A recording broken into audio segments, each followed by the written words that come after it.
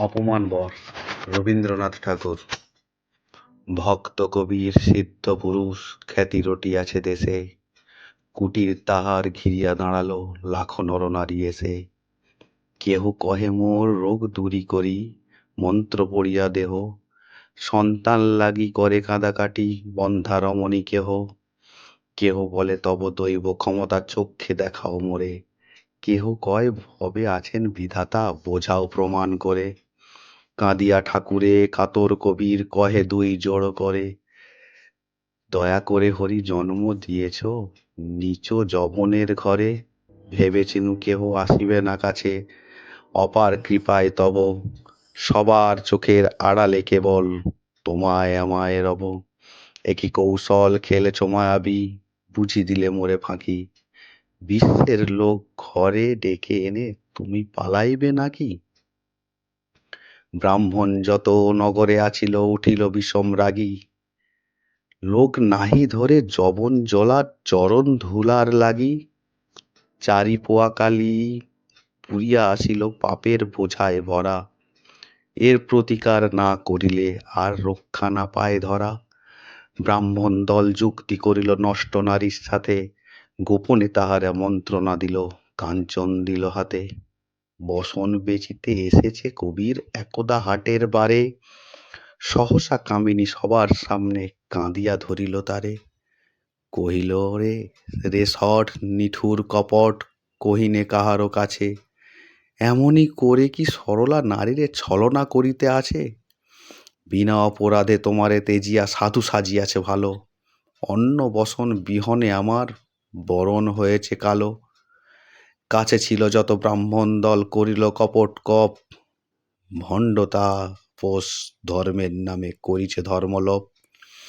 তুমি সুখে বসে ধুলা ছড়াইছ সরল লোকের চোখে, অবলা অখলা পথে পথে আহা ফিরিয়াছে অন্য শোকে। কহিল কবির অপরাধী আমি, ঘরে এসো নারী তবে, আমার অন্ন রহিতে কেন তুমি উপবাসী রবে? দুষ্টা নারীরে আনি গৃহ মাঝে বিনয় আদর করি, কবির কহিল দিনে ভবনে তোমারে পাঠালো হরি। কাঁদিয়া কহিল রমণী লাজে ভয়ে পরিতাপে, লোভে পড়ে আমি করিয়াছি পাপ মরিব সাধুর শাপে। কহিল কবির ভয় নাই মাতো লইব না অপরাধ, এনেছ আমায় মাথায় ভূষণ অপমান অপবাদ। ঘুচাইল তার মনের বিকার করিল চেতনা দান, সঁপি দিল তার মধুর কণ্ঠে হরিনাম গুণগান।